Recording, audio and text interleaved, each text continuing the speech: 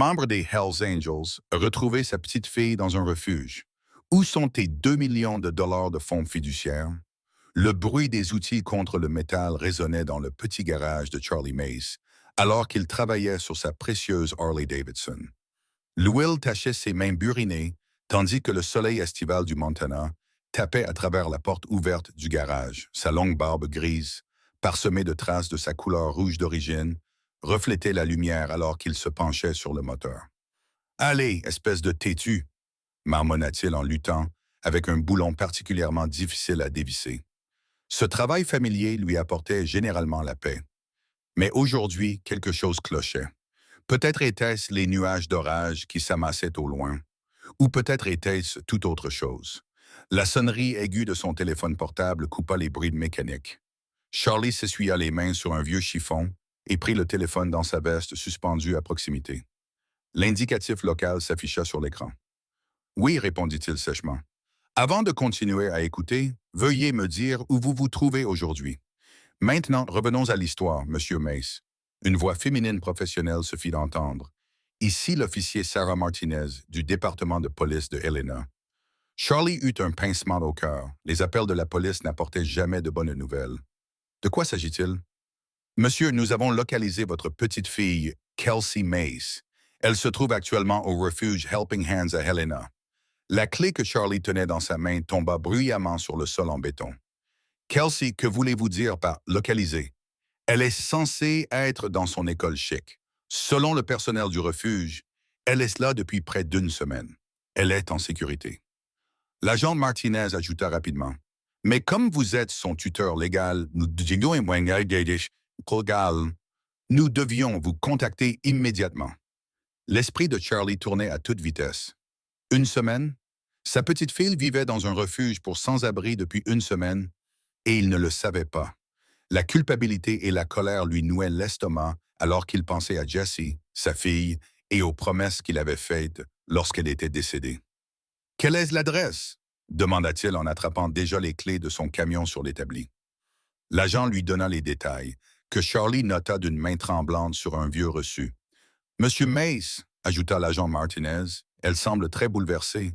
Quoi qu'il se passe, elle a besoin de soutien en ce moment. » Charlie passa ses doigts dans sa barbe, une habitude nerveuse qu'il n'avait jamais réussi à perdre. « Je serai là dans 1 heure, » dit-il d'une voix rauque, émue. « Je raccroche. » Charlie resta un moment dans son garage, entouré des outils et des pièces familiers qui l'avaient réconforté pendant tant d'années. La Harley à moitié terminée semblait se moquer de lui maintenant. Il était là, à bricoler des machines, tandis que sa petite fille était seule dehors. Il enfila rapidement une chemise plus propre, bien que la propreté fût relative compte tenu de sa garde-robe.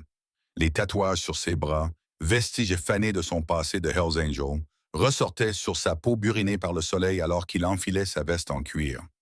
Le trajet jusqu'à Helena durait généralement environ 1 heure et demie, mais Charlie avait l'intention de le raccourcir. Sa vieille camionnette Ford protesta lorsqu'il tourna la clé, mais le moteur démarra et rugit. Alors qu'il sortait de son allée, les premières gouttes de pluie commencèrent à tomber. Sur l'autoroute, l'esprit de Charlie vagabonda vers la dernière fois qu'il avait vu Kelsey. Elle était calme, renfermée, mais il avait mis cela sur le compte d'un comportement normal chez une adolescente.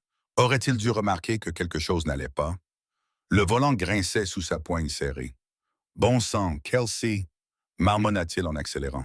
« Qu'est-ce qui t'a pris, petite? » Les essuie-glaces battaient à un rythme régulier alors que la pluie s'intensifiait, à l'image des battements du cœur de Charlie. Chaque kilomètre parcouru ne faisait qu'accroître son anxiété. Qu'est-ce qui avait bien pu la pousser à se rendre dans un refuge pour sans-abri? Pourquoi ne l'avait-elle pas appelé? Il avait tant de questions, et chacune d'entre elles lui pesait sur la poitrine. Les néons du refuge Helping Hands bourdonnaient au-dessus de sa tête, tandis que Charlie poussait les portes d'entrée. Le passage soudain de l'après-midi gris du Montana à la lumière crue de l'intérieur le fit plisser les yeux. Ses bottes, encore mouillées par la pluie, grinçaient sur le sol en linoléum. Les têtes se tournèrent à son entrée. Charlie était habitué à cette réaction. Son mètre 84, sa veste en cuir et sa longue barbe avaient tendance à attirer les regards. Une jeune bénévole derrière le comptoir se redressa, les yeux légèrement écarquillés. « Puis-je vous aider, monsieur? » demande-t-elle, la voix calme malgré sa nervosité évidente. « Je cherche ma petite fille, Kelsey Mace. » Charlie essaya d'adoucir son ton naturellement bourru. « Appelez-moi à son sujet, s'il vous plaît. » La bénévole acquiesça. « Oh, oui. L'agent Martinez nous a dit que vous viendriez. Suivez-moi, s'il vous plaît. » Elle conduisit Charlie à travers un dédale de tables pliantes où des gens étaient assis en train de manger leur déjeuner tardif dans des barquettes en plastique. L'odeur de la nourriture institutionnelle, quelque chose comme un ragoût de bœuf, flottait dans l'air. Des groupes de personnes étaient blottis les uns contre les autres, parlant à voix basse. Certains regardaient Charlie passer avec des yeux fatigués. « Elle reste surtout seule », expliqua la bénévole pendant qu'il marchait, elle touche à peine à sa nourriture. « Nous avons essayé de la faire parler à notre conseiller, mais elle s'est contentée de hausser les épaules. » Ils arrivèrent dans une zone plus calme, à l'arrière du refuge.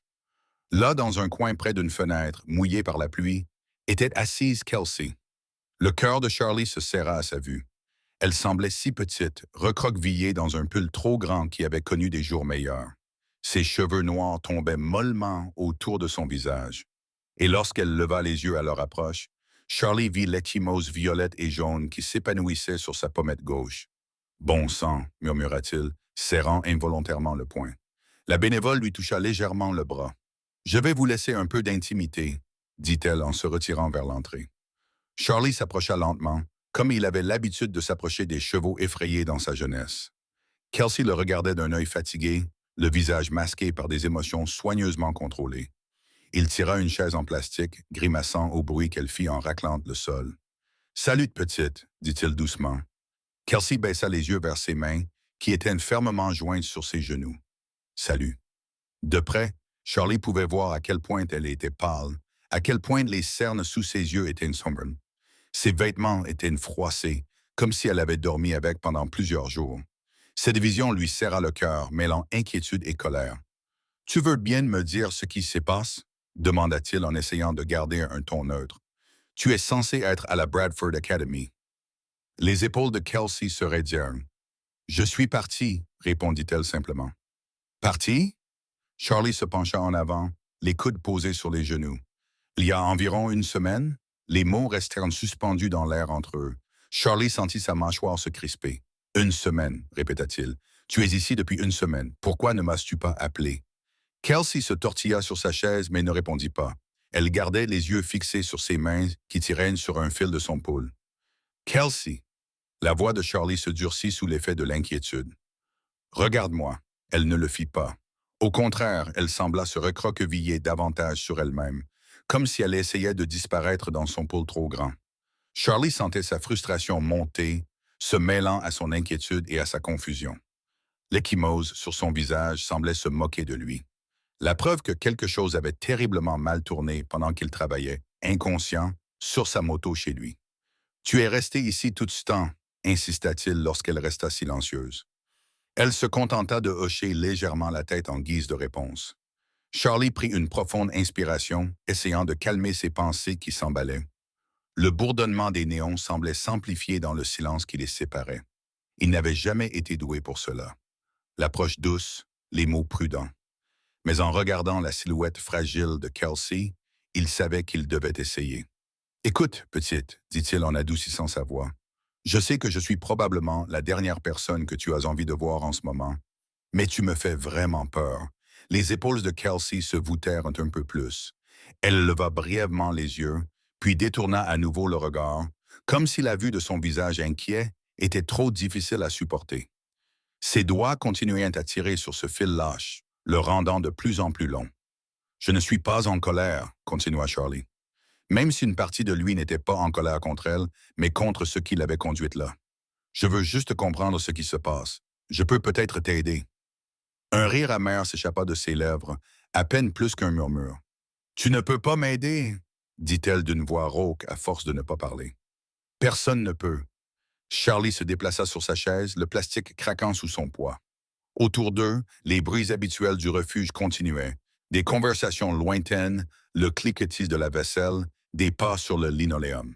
Mais dans leur coin, le temps semblait s'être arrêté. « Essaie-moi, dit-il. » Comme elle ne répondait pas, il ajouta, Laisse-moi au moins te ramener chez toi, te nettoyer, manger un peu de nourriture décente.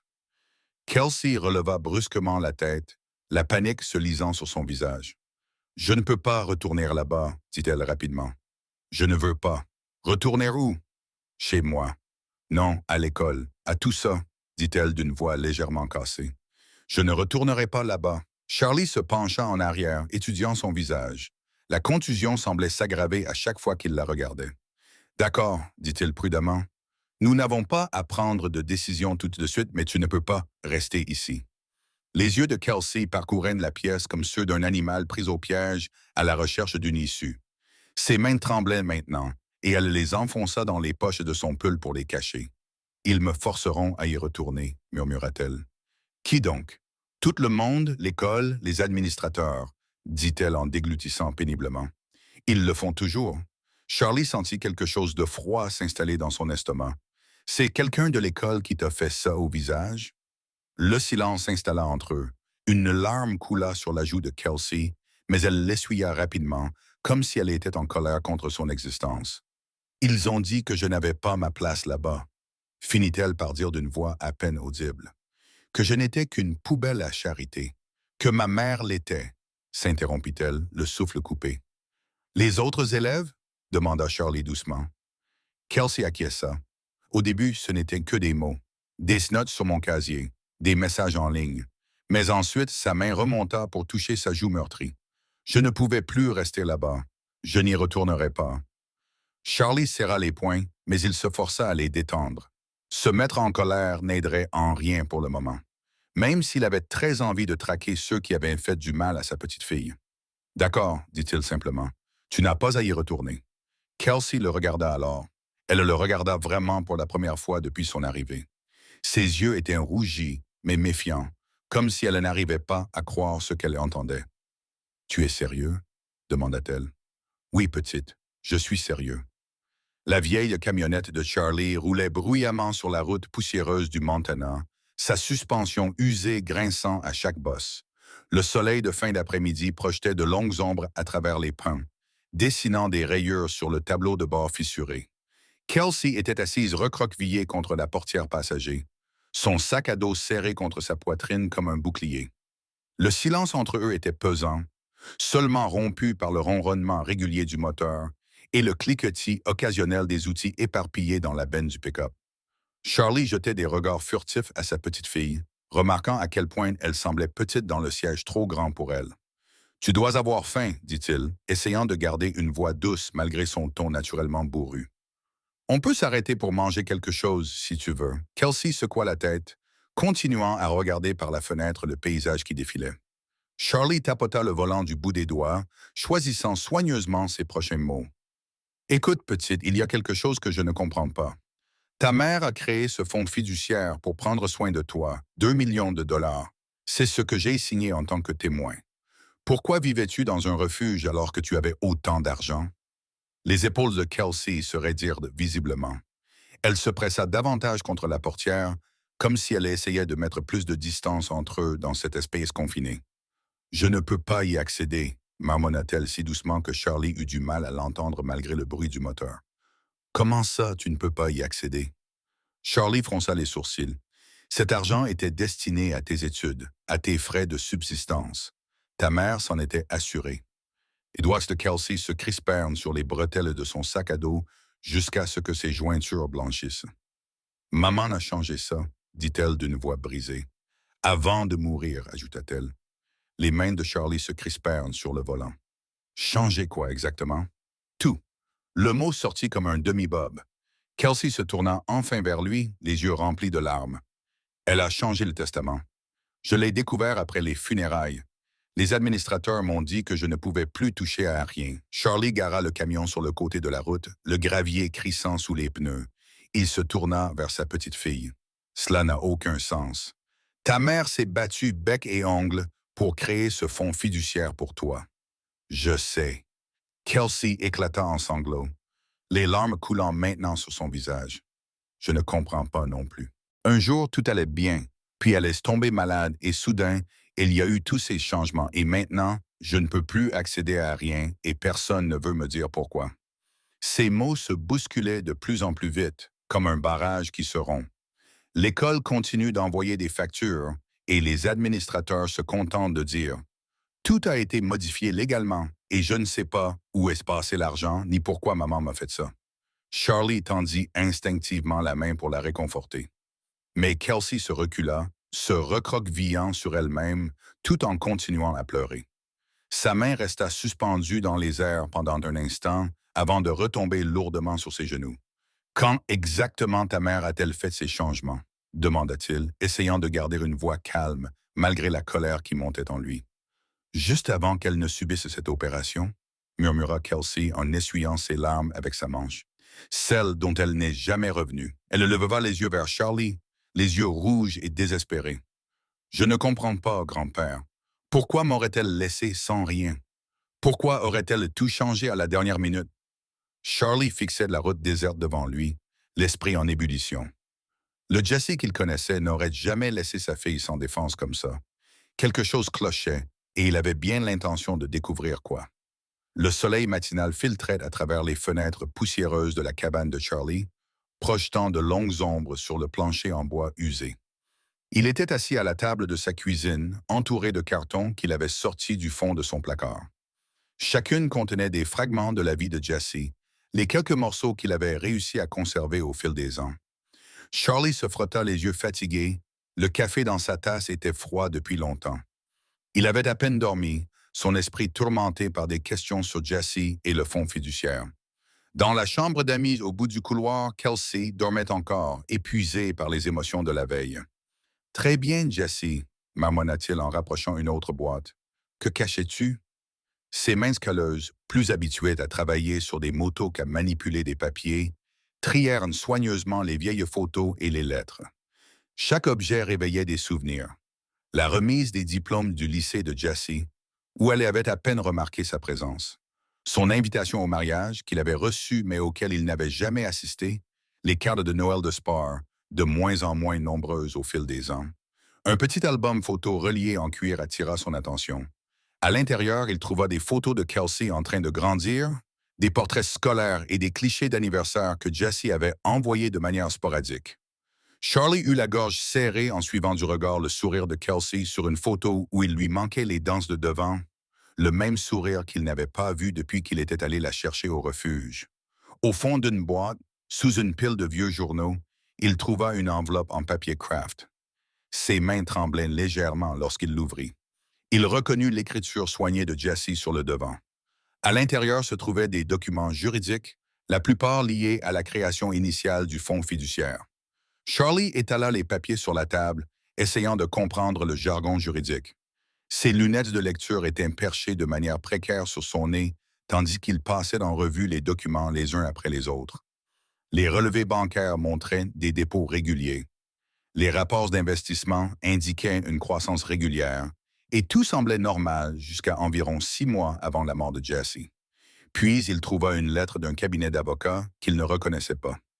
Le papier était froissé, comme si Jesse l'avait plié et déplié à plusieurs reprises. Charlie plissa les yeux en lisant. « Chère Madame Mays, concernant votre demande d'information sur les modifications proposées à l'accord du fonds fiduciaire, nous devons vous conseiller la prudence. Bien que nous comprenions vos préoccupations concernant une éventuelle ingérence de parties intéressées, toute modification de l'accord actuel pourrait avoir des implications importantes pour la sécurité financière de votre fille. Le litige concernant le contrôle de la fiducie reste en suspens jusqu'à ce que nous puissions traiter pleinement les contestations juridiques présentées par les autres parties concernées. Nous vous recommandons vivement de maintenir la structure actuelle. » La lettre continuait en faisant vaguement référence à des négociations en cours et à des réclamations contestées, mais n'offrait aucune explication claire sur ce qui se passait réellement. Elle était datée de seulement 2 semaines avant l'opération fatale de Jesse. Charlie serra le poing, froissant le bord du papier. « Bon sang, Jesse, grogna-t-il.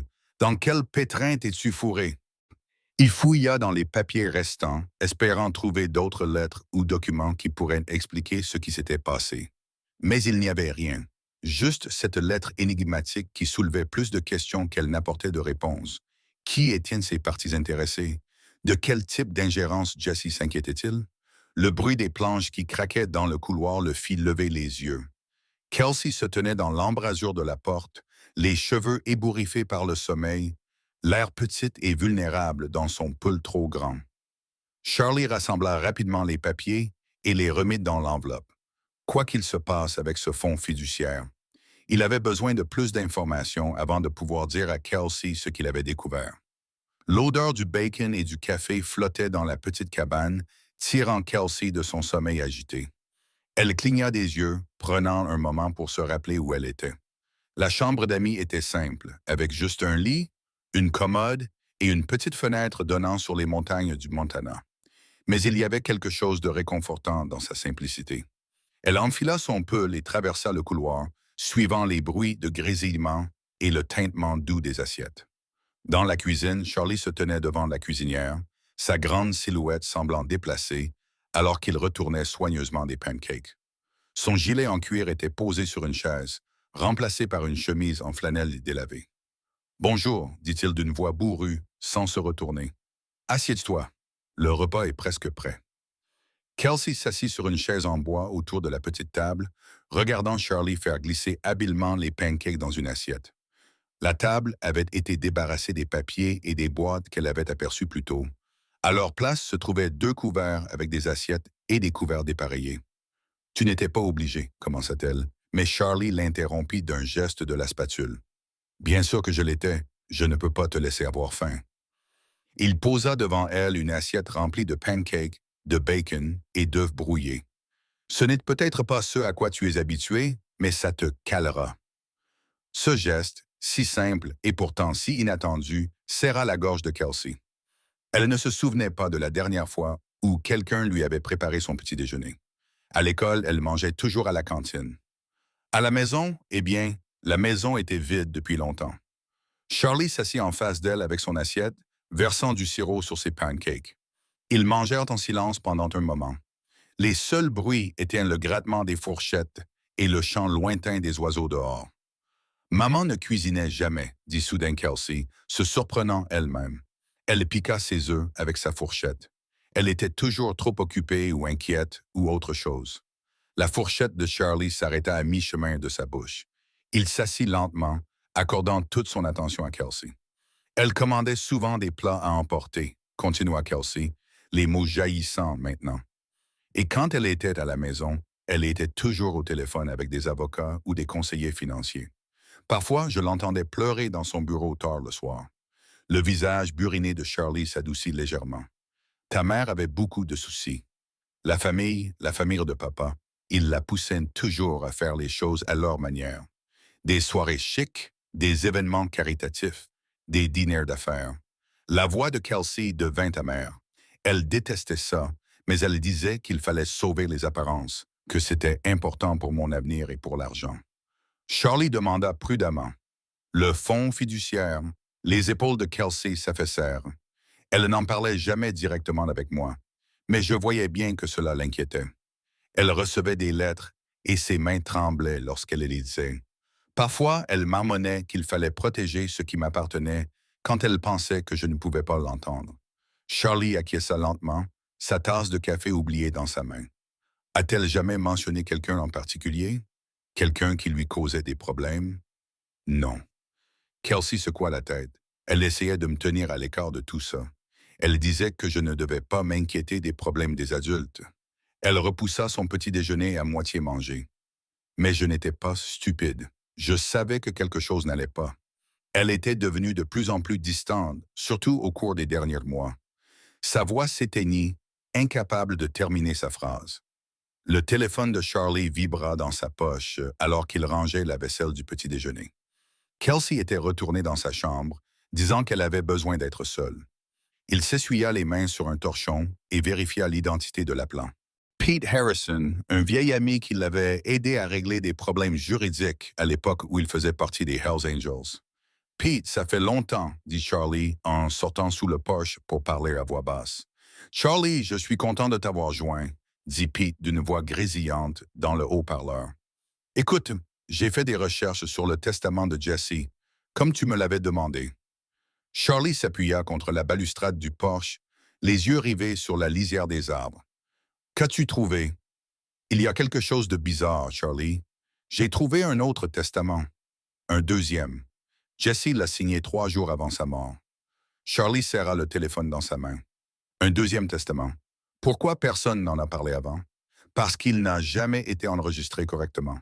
Je l'ai trouvé enfoui dans des papiers au bureau du greffier du comté. Pete fait une pause. On entendait le bruissement de papier en arrière-plan. Je peux vous l'apporter. Vous devez le voir de vos propres yeux. 1 heure plus tard, la berline argentée de Pete s'arrêta devant la cabane de Charlie. Pete en sortit, mallette à la main, exactement comme Charlie se souvenait de lui. Petit, dégarni, avec des lunettes épaisses et un costume froissé. Ils se serrèrent la main, puis Charlie le conduisit à l'intérieur, vers la table de la cuisine. « Où est-ce votre petite fille? » demanda Pete en jetant un coup d'œil autour de lui. « Dans sa chambre. Nous pouvons parler ici. » Charlie tira une chaise. « Qu'est-ce que tu as? » Pete ouvrit sa maillette et en sortit plusieurs documents. Le premier testament, celui que tout le monde connaît, confie le contrôle du fonds fiduciaire de Kelsey à son père et à sa famille, jusqu'à ce qu'elle atteigne l'âge de 25 ans. Il étala d'autres papiers, mais ce deuxième testament racontait une autre histoire. Charlie se pencha en avant, plissant les yeux pour lire le texte juridique. Que dit-il? Jesse essayait de protéger l'argent. Pete désigna certains paragraphes. Elle voulait créer un fonds indépendant dont tu serais le co-administrateur aux côtés d'une banque neutre. L'argent aurait été complètement hors de portée de sa belle famille. Pourquoi ce testament n'a-t-il pas été validé? La voix de Charlie était tendue par la frustration. Pete ajusta ses lunettes. Parce qu'elle est morte avant qu'il puisse être correctement enregistré et notarié. Le timing est suspect. Charlie. Elle signe ce testament lundi, se fait opérer jeudi pour une intervention de routine, et il s'interrompit, laissant Charlie remplir les blancs. Charlie fixait les papiers, la mâchoire serrée. Le deuxième testament montrait la tentative désespérée de Jesse pour protéger l'avenir de sa fille. Mais quelque chose avait mal tourné, terriblement mal tourné. « Il y a plus, » dit Pete doucement. « Regardez ces notes, » ajouta-t-elle. Il fit glisser une page manuscrite. Elle rassemblait des preuves sur les pratiques commerciales de sa belle famille. Elle pensait qu'ils essayaient de prendre le contrôle du fonds fiduciaire de Kelsey pour couvrir leurs propres problèmes financiers. Charlie lut l'écriture précipitée de Jesse, ressentant un mélange de fierté et de douleur. Sa fille s'était battue pour protéger Kelsey, mais ses efforts l'avaient rendue vulnérable. « Cela change tout, » marmonna Charlie en étalant les documents sur la table, « mais cela nous laisse aussi plus de questions que de réponses. » Pete acquiesça d'un air sombre. Le moment de sa mort, les documents manquants, le contrôle soudain de la famille sur l'argent. Rien de tout cela n'a de sens, Charlie. Charlie rassembla soigneusement les papiers, l'esprit en ébullition. Jesse avait essayé de faire ce qu'il fallait, mais d'une manière ou d'une autre, ce choix avait mis tout et tout le monde en danger. Assis dans sa cuisine, les preuves de son dernier combat étalées devant lui, il se sentait plus loin que jamais de la vérité. Charlie gara son pick-up usé entre deux voitures de luxe rutilantes sur le parking visiteur du bâtiment financier labyrinthique. La structure moderne en verre le dominait, reflétant le soleil matinal. Il tira sur le col de sa chemise en flanelle la plus propre qu'il avait, se sentant déplacé parmi les hommes d'affaires bien habillés qui se pressaient autour de lui. Dans le hall, le gardien de sécurité regarda ses tatouages et sa barbe avec suspicion. Charlie s'approcha de la réception où une jeune réceptionniste leva les yeux de son ordinateur. « Je suis ici pour voir Richard Mace, » dit Charlie, essayant de garder un ton neutre. « Avez-vous rendez-vous? » demanda-t-elle, ses ongles parfaitement manucurés planant au-dessus de son clavier. « Dites-lui que Charlie Mace est là. Le beau-père de sa fille. » La réceptionniste passa un rapide coup de fil, ses yeux s'écarquillant légèrement tandis qu'elle écoutait la réponse. « Monsieur Mace va vous recevoir, 15e étage, bureau 552. » Le trajet en ascenseur donna à Charlie le temps de rassembler ses pensées. Ses mains étaient moites et il sentait son cœur battre à tout rompre.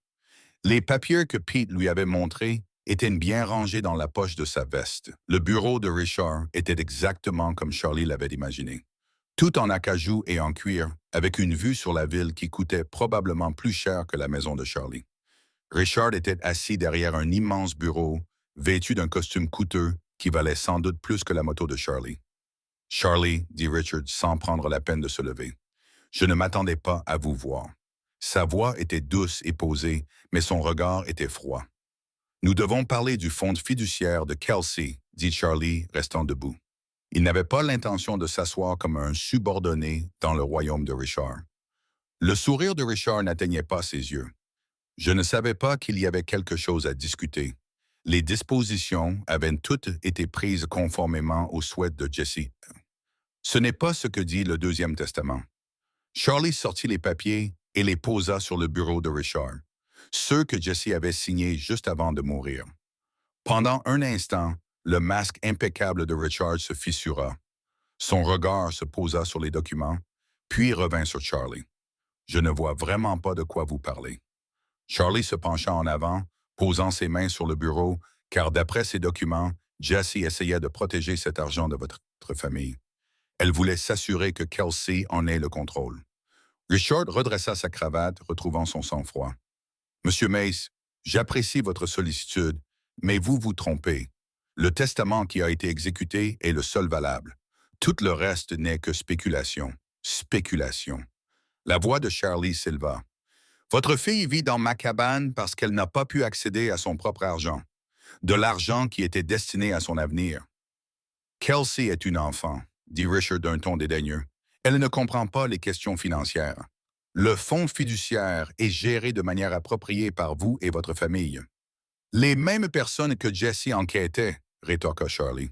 Le sourire de Richard se fit glacial. « Je pense que nous en avons terminé. Si vous avez des inquiétudes concernant le fonds fiduciaire, vous pouvez en discuter avec nos avocats. » Il appuya sur un bouton de son téléphone de bureau. « Susan, veuillez raccompagner M. Mace. »« Ce n'est pas fini, » dit Charlie en rassemblant les papiers. « Jessie essayait de protéger notre petite fille.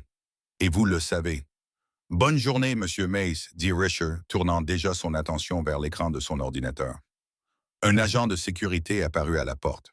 Charlie lança un dernier regard sévère à Richard avant de se retourner pour partir. L'attitude dédaigneuse de l'homme et ses dénégations rapides ne faisaient que confirmer les soupçons de Charlie. Richard en savait plus qu'il ne le laissait paraître et il cachait manifestement quelque chose. Kelsey était assise, recroquevillée sur le canapé en cuir usé de Charlie, feuilletant un vieux magazine de moto sans vraiment regarder les pages. Le soleil de l'après-midi filtrait à travers les fenêtres poussiéreuses de la cabane, projetant de longues ombres sur le plancher en bois. Elle pouvait entendre les pas lourds de Charlie sur le porche, alors qu'il faisait les 100 pas, sa voix devenant de plus en plus forte à chaque instant qui passait. « Écoutez, Richard, » grogna Charlie au téléphone, « tu ne peux pas simplement balayer ça sous le tapis. Cet argent appartient à Kelsey. » Les doigts de Kelsey se crispèrent sur les pages du magazine, les froissant. Elle n'avait pas l'intention d'écouter, mais la voix de Charlie traversait facilement les minces murs de la cabane. « Ne me sors pas ton carabia juridique, » continua Charlie. « Tu n'es même pas allé la voir depuis la mort de Jessie. Quel genre de père es-tu? » Kelsey se leva brusquement, le magazine tombant sur le sol dans un bruit sourd. Elle se précipita vers la porte d'entrée et l'ouvrit brusquement, surprenant Charlie au milieu de sa phrase. « Qu'est-ce que tu fais? » demanda-t-elle, la voix tremblante. « Pourquoi tu lui parles? » Charlie baissa le téléphone, son visage buriné s'adoucissant à la vue de sa détresse. « Je te rappelle, » marmonna-t-il dans le combiné avant de raccrocher. « Kelsey, ma chérie, » commença-t-il, « ne fais pas ça. » Elle croisa les bras autour d'elle et recula d'un pas. « Tu n'avais pas le droit de l'appeler.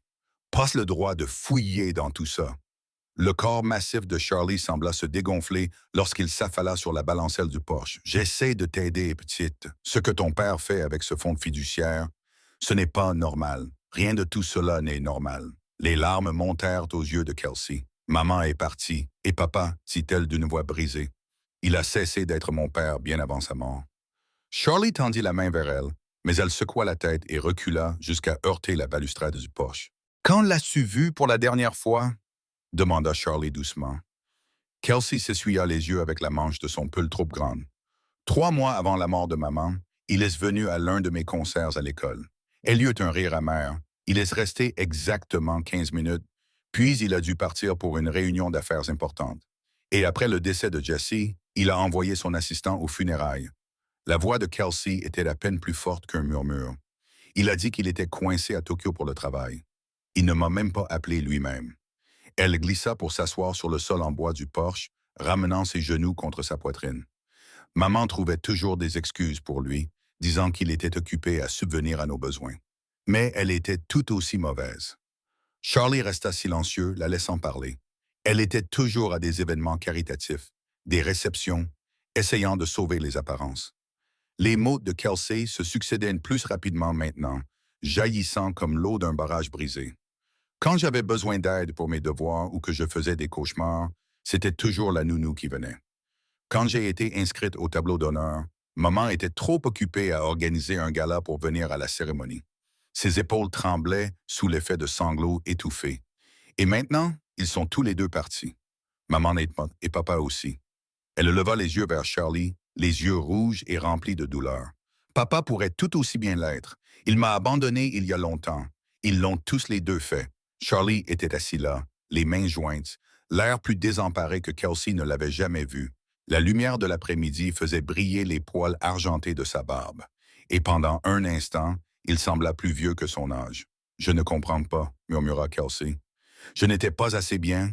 Il ne m'aimait pas assez pour rester. » Charlie regarda Kelsey longuement, puis se leva de la balancelle. « Attends ici, » dit-il en disparaissant dans la cabane. Quelques minutes plus tard, il revint avec une boîte en carton abîmé.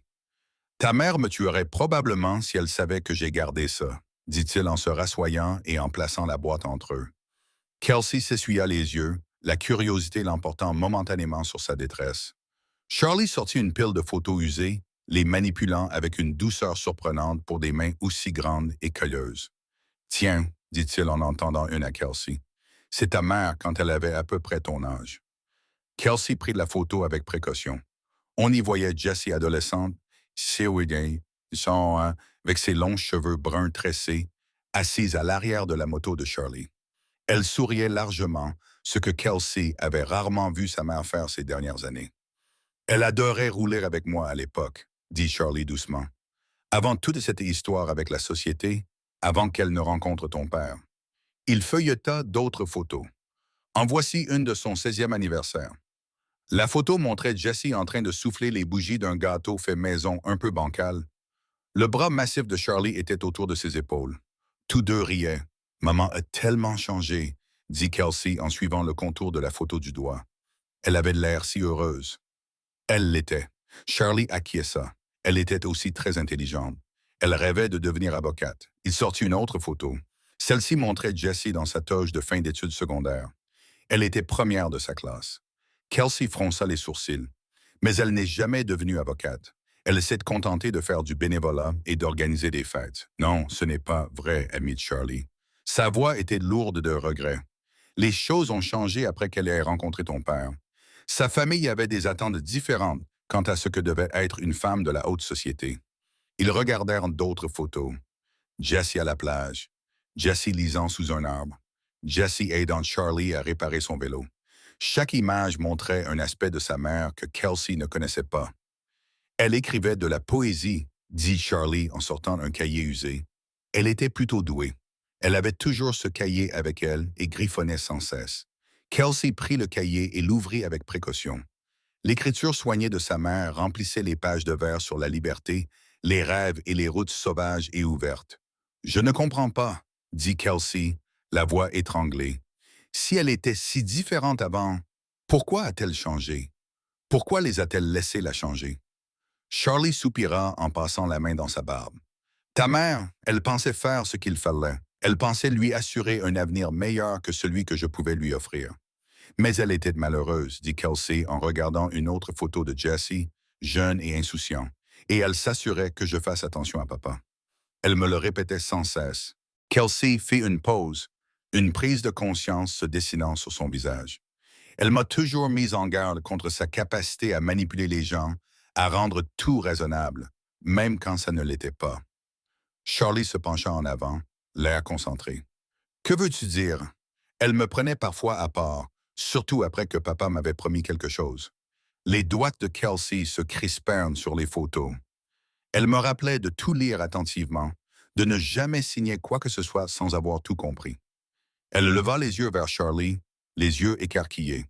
Je n'ai jamais vraiment compris pourquoi elle insistait autant là-dessus.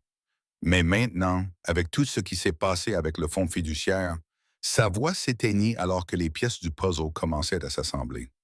Tu penses que ton fonds fiduciaire faisait partie de sa manipulation depuis le début? Demanda Charlie doucement. Maman devait le penser, murmura Kelsey. Sinon, pourquoi m'aurait-elle prévenu autant de fois? Le soleil de fin d'après-midi projetait de longues ombres à travers les fenêtres de la cabane, tandis que Charlie et Kelsey étaient assis à la table de la cuisine, entourés de vieilles photos et de souvenirs. Le silence confortable entre eux semblait différent maintenant, moins tendu qu'auparavant. Charlie s'éclaircit la gorge. Écoute, petite, je sais que je ne suis pas exactement ce qu'on pourrait appeler un grand-père traditionnel. Il désigna ses bras tatoués et son gilet en cuir. Mais je veux t'aider à démêler tout ce gâchis. Kelsey acquiesça en redressant la pile de photos. Je pense que maman aurait voulu que nous travaillions ensemble. Elle marqua une pause, puis ajouta doucement. Et je veux savoir la vérité sur ce qui est arrivé à son argent. Mon argent. Alors nous devons commencer par la source, dit Charlie en sortant un carnet usé. La propriété familiale de ton père. C'est là que tous les documents sont conservés, n'est-ce pas? Le manoir noir. Kelsey plissa le nez. Je n'y suis pas retourné depuis les funérailles de maman. Grand-mère m'a toujours fait sentir que je n'étais pas à ma place. Charlie serra les mâchoires à l'évocation de la grand-mère de Kelsey. Tu as tout à fait le droit d'y aller. C'est aussi ta famille, qu'ils le veuillent ou non. On pourrait y aller demain, suggéra Kelsey, une pointe d'excitation dans la voix. Papa est généralement au bureau toute la journée et grand-mère a ses réunions caritatives le jeudi. Bien vu.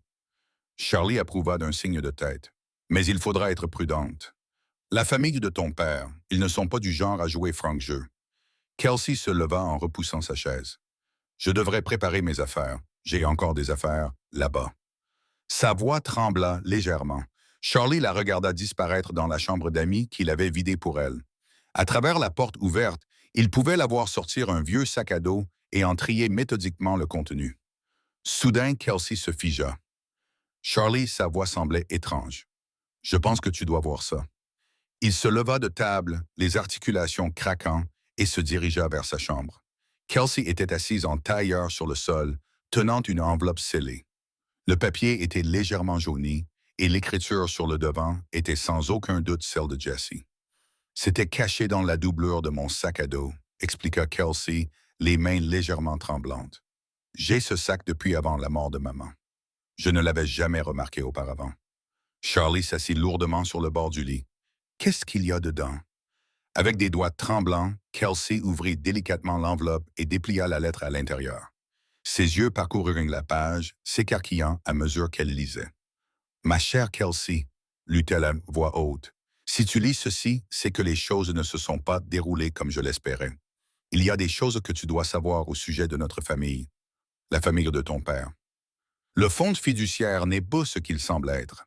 Ne fais confiance à personne qui prétend avoir ton intérêt à cœur, surtout pas à ta grand-mère. La clé pour tout comprendre se trouve dans la pièce bleue du domaine, derrière le portrait de ton arrière-grand-père. » Kelsey leva les yeux vers Charlie, le visage pâle. Il y a plus. Elle a mentionné quelque chose à propos de documents cachés dans la bibliothèque du domaine et d'avertissements concernant les transactions commerciales de la famille. Elle déglutit péniblement. Elle savait que quelque chose n'allait pas. Charlie, elle essayait de me le dire. Charlie tendit la main vers la lettre, mais Kelsey n'avait pas fini. Souviens-toi de ce que je t'ai appris sur la prudence à avoir avec les signatures et les documents. Ta grand-mère et ton père ont des moyens de faire disparaître les choses. Garde cette lettre en sécurité et ne la montre qu'à quelqu'un en qui tu as entièrement confiance. La voix de Kelsey se brisa sur les derniers mots. Les grilles en fer du domaine de la famille Mace se dressaient devant eux, ornées et imposantes contre le ciel matinal. Charlie gara son camion au coin de la rue, hors de vue de la maison principale. Le contraste entre son véhicule usé et les jardins soigneusement entretenus ne pouvait être plus frappant. « Tu es sûr de l'emploi du temps du personnel? » murmura Charlie alors qu'il longeait la propriété, restant près des haies soigneusement taillées. Kelsey acquiesça, le visage déterminé. Le jeudi matin, Maria, la femme de ménage, fait les courses. Le jardinier ne vient que le lundi et le vendredi. Elle les conduisit vers une entrée latérale cachée derrière un massif de rosiers grimpants. La clé se trouvait exactement là où Kelsey se souvenait. caché derrière une brique descellée près de la porte de la cuisine. Ses mains tremblaient légèrement lorsqu'elle l'inséra dans la serrure. À l'intérieur, la cuisine brillait de ses appareils électroménagers coûteux et de ses plans de travail en marbre. Charlie se sentait déplacé, ses lourdes bottes faisant trop de bruit sur le sol poli. Ils avancèrent prudemment dans la maison. Kelsey ouvrait la marche dans le grand escalier. Les pièces bleues au troisième étage, murmura-t-elle. C'était autrefois le bureau de l'arrière-grand-père. Leurs pas étaient étouffés par l'épaisse moquette à mesure qu'ils montaient. Des portraits de famille ornaient les murs. Des générations de visages sévères les regardaient d'un air désapprobateur. Charlie remarqua qu'aucun d'entre eux ne souriait. La pièce bleue méritait bien son nom. Tout, du papier peint aux lourds rideaux, était décoré dans différentes nuances de bleu foncé. Un immense portrait dominait l'un des murs. L'arrière-grand-père de Kelsey avait l'air aussi sévère dans la mort que ses descendants l'étaient dans la vie. « Aide-moi », dit Kelsey en s'approchant du portrait. Ensemble, ils le décrochèrent délicatement. Derrière, le papier peint était d'une nuance légèrement différente, à l'exception d'une section carrée qui semblait plus récente que le reste. Charlie passa ses doigts sur les bords de la section à la recherche d'un éventuel espace. « Il y a quelque chose ici », murmura-t-il en appuyant doucement. Le panneau s'ouvrit, révélant une petite porte encastrée dans le mur. À l'intérieur se trouvait une pièce pas plus grande qu'un placard, remplie d'étagères. Des boîtes et des dossiers occupaient tout l'espace disponible, chacun étiqueté avec des dates et des noms. Une odeur de papier moisi emplissait l'air. « Regarde ça. » Kelsey sortit un dossier portant son nom. Ses mains tremblaient lorsqu'elle l'ouvrit. À l'intérieur se trouvaient des documents, des dizaines de documents détaillant son fonds fiduciaire, mais ce n'étaient pas des copies qu'elle avait déjà vues. Charlie se pencha, son expression s'assombrissant à mesure qu'il lisait.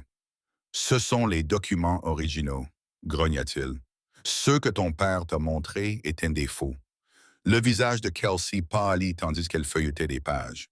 Les signatures. La signature de maman sur les documents que papa m'a montrés. Elle était falsifiée. Sa voix se brisa. Ils ont tout changé après sa mort. Le fonds fiduciaire était censé me revenir directement, mais elle ne parvint pas à finir sa phrase. D'autres dossiers révélèrent l'ampleur de la supercherie. Des relevés bancaires montraient des transferts systématiques d'argent du fonds fiduciaire de Kelsey vers des comptes offshore. Les documents juridiques portaient des signatures qui ne correspondaient pas à l'écriture de Jesse sur sa lettre.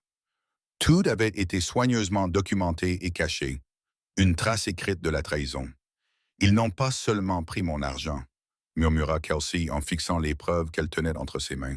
« Ils y ont réécrit tout le testament de maman. Ils ont effacé tout ce dont elle essayait de me protéger. » Charlie serra les poings en regardant la pile de documents accablants. La vérité était là, préservée dans l'encre et le papier, racontant une histoire de cupidité et de manipulation plus profonde qu'il ne l'avait imaginée. Le soleil de fin d'après-midi projetait de longues ombres à travers les fenêtres de la pièce bleue, tandis que Charlie et Kelsey étaient assis sur le sol poussiéreux, entourés de preuves accablantes. Document après document, un plan soigneusement orchestré, qui avait commencé avant même la mort de Jesse, était révélé. « Regarde ces dates, » dit Charlie, la voix rauque de colère. Il désigna une série de lettres échangées entre Richard et les avocats de sa famille. Ils ont commencé à planifier tout cela 3 mois avant le décès de ta mère. Les mains de Kelsey tremblaient tandis qu'elle lisait une autre pile de documents. « Il savait qu'elle était malade, » murmura-t-elle. « Il le savait et il réfléchissait déjà à la manière de me prendre tout ce que j'avais. » Sa voix se brisa sur les derniers mots. Charlie prit un dossier juridique daté de quelques jours après la mort de Jesse. Le langage était complexe, mais l'intention était claire. La famille de Richard avait immédiatement contesté les dispositions initiales du fonds fiduciaire, affirmant que Jesse avait été mentalement instable au cours de ces derniers mois. « C'est un mensonge, » dit Kelsey en élevant la voix. Maman était fatiguée et inquiète, mais elle n'était pas instable. Elle savait exactement ce qu'elle faisait. Elle prit un autre dossier contenant des rapports médicaux. Tu vois, les notes de son médecin montrent qu'elle avait les idées claires jusqu'à la fin. Charlie serra les mâchoires en lisant d'autres documents. Il y avait des emails entre Richard et son père discutant des moyens de protéger les intérêts de la famille en prenant le contrôle de l'héritage de Kelsey. Ils parlaient d'elle comme si elle n'était rien d'autre qu'un inconvénient, un obstacle à leurs objectifs financiers. Ils ont même prévu comment m'éloigner de toi, dit Kelsey en brandissant une autre lettre. Richard a dit aux avocats que tu étais dangereux, que ton passé te rendait indigne de côtoyer la famille. Elle regarda Charlie, les larmes aux yeux. Mais tu es le seul à y avoir réellement essayé de m'aider. Les mains burinées de Charlie rassemblèrent soigneusement les papiers qui prouvèrent la supercherie de la famille. Chaque document était un nouveau coup de poignard dans la mémoire de sa fille. Une nouvelle trahison envers la petite fille qu'il commençait seulement à connaître. Le fonds fiduciaire n'était pas seulement de l'argent, continua Kelsey d'une voix creuse. Maman l'avait créé pour que je puisse aller à l'université où je voulais, pour que je puisse voyager et découvrir le monde. Elle voulait que je sois indépendante. Elle prit une version modifiée du contrat fiduciaire daté après la mort de Jesse. Mais ils ont tout changé dans leur version. Je ne peux rien toucher sans l'accord de Richard avant mes 25 ans. La réalité de la situation s'abattit sur eux comme une lourde couverture. Ceux-là même qui auraient dû protéger Kelsey, son père, ses grands-parents, sa famille élargie, avaient conspiré pour contrôler son avenir et le plier à leur volonté, sans tenir compte de ce que Jesse aurait voulu pour sa fille. Charlie regarda le visage de Kelsey se décomposer. Le poids de la trahison la frappait enfin de plein fouet. Elle serra ses genoux contre sa poitrine, se faisant toute petite comme elle l'avait fait au refuge pour sans-abri. « C'est ma famille, murmura-t-elle, la voix brisée. Ils sont censés m'aimer. Comment ont-ils pu faire ça? » Charlie s'approcha, sa grande silhouette projetant une ombre protectrice sur sa petite fille. À cet instant, il n'était plus l'ancien moteur au passé trouble. Il était simplement un grand-père qui voyait le cœur de sa petite fille se briser. « Écoute-moi, petite, dit-il d'une voix plus douce que d'habitude. Ce qu'ils m'ont fait, ce n'est pas de la famille, ce n'est pas de l'amour. Mais je te promets une chose, je vais me battre pour toi. Nous allons régler ça, quoi qu'il en coûte. » Le cabinet d'avocats de Marcus Bennett sentait le cuir vieilli et les livres poussiéreux. Charlie s'agitait sur sa chaise, mal à l'aise dans son jean usé et ses bottes de moto. À côté de lui, Kelsey était assise bien droite, les mains soigneusement posées sur ses genoux, ressemblant en tout point à l'élève d'école privée qu'elle était autrefois. Marcus, un homme mince avec des lunettes à monture métallique et des cheveux poivre et sel, étala les documents sur son bureau en acajou. « Ta mère était très minutieuse. »« Kelsey, dit-il en ajustant ses lunettes. Elle est venue me voir plusieurs fois au cours des mois qui ont précédé sa mort. » Charlie se pencha en avant, son imposante silhouette faisant grincer le fauteuil en cuir. « Que vous a-t-elle dit exactement? » Jesse savait que la famille de Richard tenterait quelque chose comme ça, expliqua Marcus en sortant un épais dossier. Elle a laissé des traces détaillées de leur tentative pour faire pression sur elle au sujet du fonds fiduciaire. Des appels téléphoniques, des emails, même des conversations enregistrées. Les yeux de Kelsey s'écarquillèrent. Maman les a enregistrés. Marcus acquiesça, l'air sombre. Ta mère semblait peut-être passive, mais elle préparait discrètement son dossier. Elle se doutait qu'il tenterait de manipuler le fonds après sa mort. Charlie se frotta la barbe d'un air pensif. Alors, que pouvons-nous faire? Nous pouvons explorer plusieurs pistes juridiques, répondit Marcus en sortant un autre document. Tout d'abord, nous pouvons contester la validité des modifications apportées après la mort de Jesse. Le timing à lui seul soulève des questions. Deuxièmement, nous avons des preuves que la famille de Richard a eu recours à la coercition et à de fausses allégations concernant l'état mental de Jesse. Mais cela suffira-t-il? Demanda Kelsey d'une voix faible mais déterminée. Marcus écarta les mains. Cela ne sera pas facile. La famille de Richard a de l'argent et de l'influence. Ils se battront avec acharnement. Mais il marqua une pause et sortit un dernier document. Cela pourrait être notre atout majeur. Il s'agissait d'une lettre datée de quelques jours avant la mort de Jesse. Elle y détaillait tout. Les menaces de la famille, leurs manipulations, leurs plans pour contrôler l'avenir de Kelsey. Elle l'avait signée et fait certifier. « Ta mère savait ce qu'elle faisait, » dit Marcus doucement. « Elle voulait te protéger, Kelsey. Elle a juste manqué de temps. » Charlie regarda Kelsey lire la lettre, les larmes aux yeux. Le dernier geste de sa mère avait été d'essayer de la protéger, même si elle n'y était pas parvenue. « Quelle est la prochaine étape? » demanda Charlie, la voix rauque d'émotion. Marcus se cala dans son fauteuil. Nous allons intenter un procès, contester l'accord actuel, présenter des preuves de manipulation et de coercition, demander que les conditions initiales de la fiducie soient rétablies. Combien de temps cela prendra-t-il? Demanda Kelsey. Des mois, peut-être plus, admit Marcus. Ces affaires peuvent traîner en longueur, surtout quand il y a autant d'argent en jeu. La famille de Richard utilisera toutes les tactiques dilatoires possibles. Charlie posa une main rassurante sur l'épaule de Kelsey. Nous avons le temps, ma petite, et nous avons la vérité de notre côté. Marcus rassembla les documents en une pile bien ordonnée. Je dois vous prévenir tous les deux. Ça ne va pas être agréable. Ils vont essayer de vous discréditer, Charlie. Ils vont ressortir votre passé avec les Hells Angels. Ils vont essayer de présenter Kelsey comme une adolescente instable qui a fugué de l'école. Qu'ils essaient, grogna Charlie. Nous allons déposer la demande lundi matin à la première heure. Pensez pas même, dit Marcus en prenant une pile de formulaires. J'aurai besoin que vous les signiez tous les deux. Ce sera une longue bataille, mais Jesse nous a laissé les armes nécessaires pour la mener. Alors qu'il commençait à signer les papiers, Kelsey leva les yeux vers Charlie. Tu es sûr de vouloir faire ça? Ils vont dire des choses horribles à ton sujet. Le visage buriné de Charlie s'adoucit. Ma fille, on m'a traité de tous les noms. Ce qui compte, c'est de rétablir la vérité. Ta mère a essayé de te protéger. Maintenant, c'est mon tour. La routine matinale de Charlie fut interrompue par le bruit d'un journal tombant sur le porche. Il n'y aurait pas prêté attention si Kelsey, depuis la cuisine, ne l'avait pas fait lever les yeux de son café. « Charlie, tu dois voir ça », dit-elle d'une voix tremblante. La une du journal local montrait une photo granuleuse de Charlie à l'époque où il faisait partie des Hells Angels, vêtu de cuir et entouré d'autres motards. Le titre disait « Le tuteur des adolescents locaux révèle un passé dangereux. Les mains burinées de Charlie seraient fermement le journal. » L'article était un chef-d'œuvre d'insinuation, évoquant tous les chapitres sombres de sa vie, tout en évitant soigneusement les mensonges purs et simples.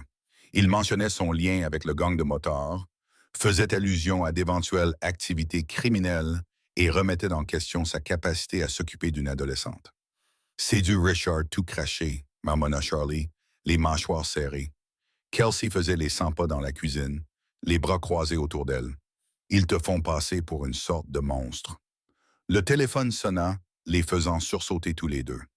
Charlie répondit et écouta Marcus, leur avocat, lui détailler les derniers développements. Richard avait déposé une contre-requête, contestant la tutelle de Charlie en raison de son caractère douteux et de ses fréquentations dangereuses. Toute la ville en parlait. Madame Peterson, leur voisine âgée, appela à travers la clôture plus tard dans la matinée. Son sourire amical habituel avait laissé place à l'inquiétude. Les gens racontent toutes sortes de choses, Charlie. Au restaurant local où ils prenaient parfois leur petit déjeuner, les salutations chaleureuses habituelles avaient laissé place à des chuchotements et des regards en coin. La serveuse qui donnait toujours un supplément de bacon à Charlie n'osait pas le regarder dans les yeux lorsqu'elle prenait leur commande. « Ne les laisse pas t'atteindre », dit Kelsey avec fermeté, voyant les mains de Charlie se crisper autour de sa tasse de café. Mais il devenait de plus en plus difficile d'ignorer tout cela. La campagne de dénigrement de Richard se propageait comme une traînée de poudre dans leur petite ville. À l'épicerie, les parents rapprochaient leurs enfants d'eux lorsque Charlie passait. Le propriétaire du magasin de pièces automobiles, qui connaissait Charlie depuis des années, ne trouvait soudainement plus les pièces dont il avait besoin. Ce soir-là, Charlie s'assit sur son porche, contemplant le coucher de soleil. Le poids des derniers jours pesait sur lui comme une chose physique. Kelsey le rejoignit, tenant 2 tasses de chocolat chaud. « Peut-être, commença-t-elle avec hésitation, peut-être qu'on devrait simplement abandonner. Leur laisser l'argent, ça ne vaut pas la peine de subir ce qu'ils te font subir. » Charlie se tourna vers elle et vit la culpabilité et l'inquiétude sur son jeune visage. Il pensa à sa fille, Jessie, à toutes les fois où il avait abandonné quand les choses devenaient difficiles. « Pas cette fois.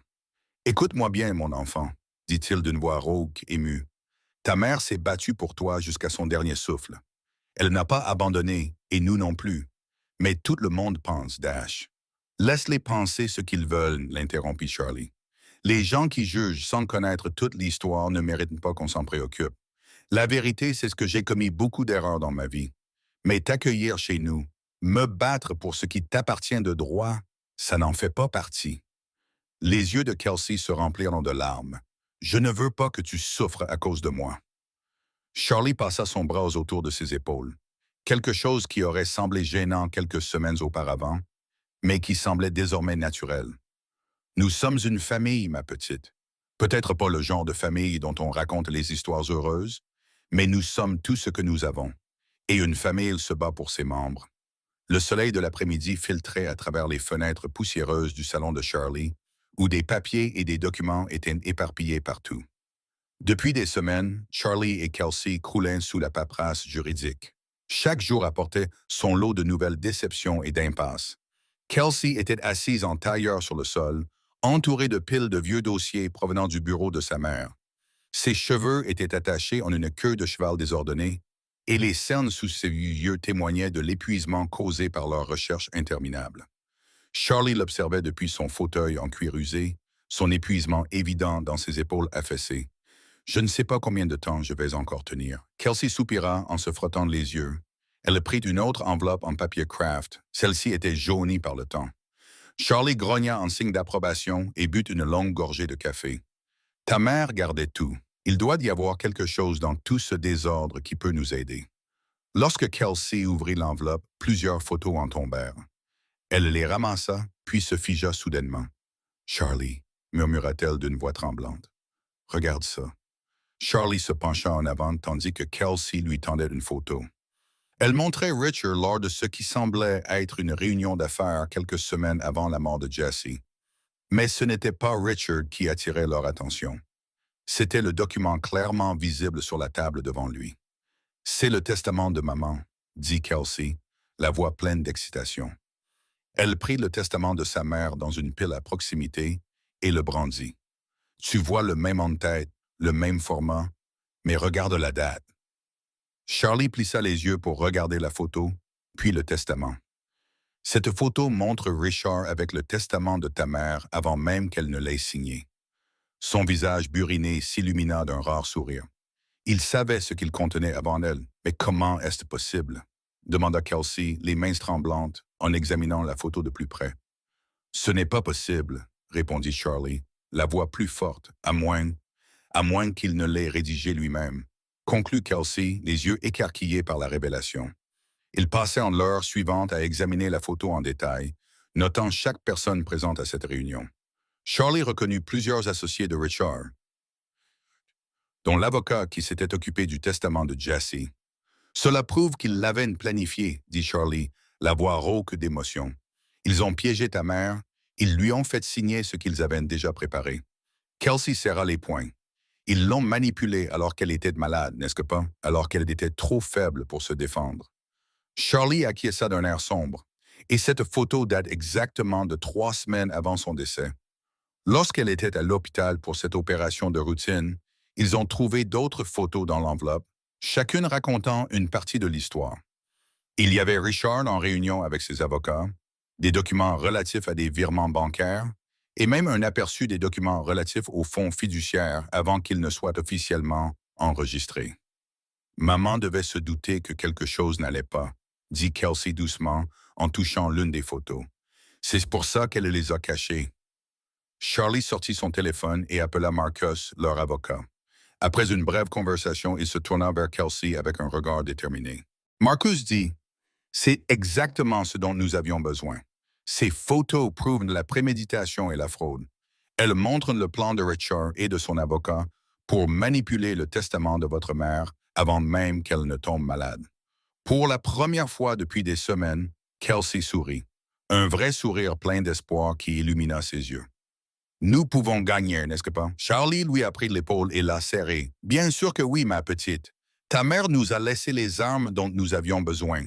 Il ne nous reste plus qu'à les utiliser, n'est-ce pas? » La salle d'audience semblait incroyablement petite, alors que Charlie et Kelsey étaient assis côte à côte sur le banc en bois.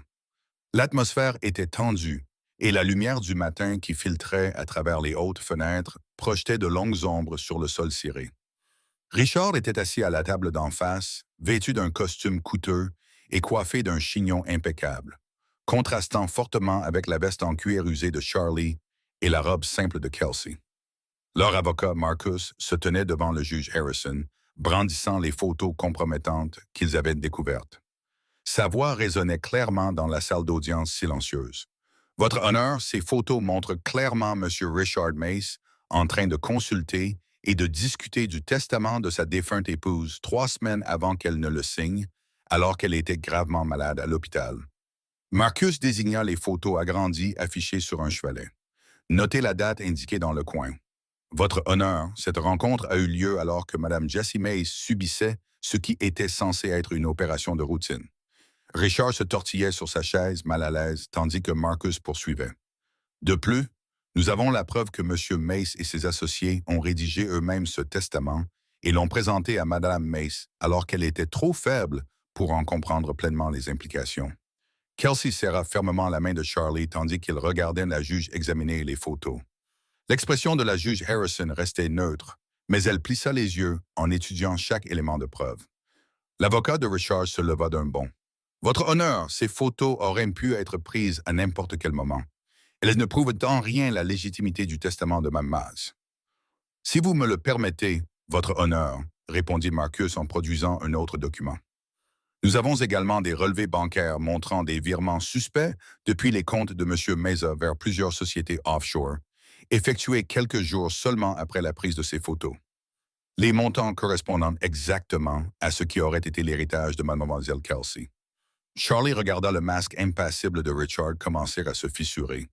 Des gouttes de sueur perlèrent sur son front et son col parfaitement repassé semblait soudain trop serré. La juge Harrison se pencha en avant, le regard sévère fixé sur Richard. « Monsieur Mace, ces photographies et ces relevés bancaires brossent un tableau très inquiétant.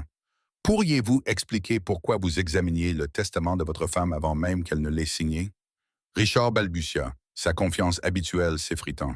« Votre honneur, j'essayais simplement de protéger les intérêts de ma famille en escroquant votre propre fille. » La juge l'interrompit d'une voix tranchante. La salle d'audience devint silencieuse. Kelsey serra encore plus fort la main de Charlie. Charlie pouvait la sentir trembler à côté de lui, et il lui serra la main pour la rassurer. La juge Harrison feuilleta les documents devant elle, puis se rassit sur sa chaise. Son expression était sévère tandis qu'elle observait la salle d'audience.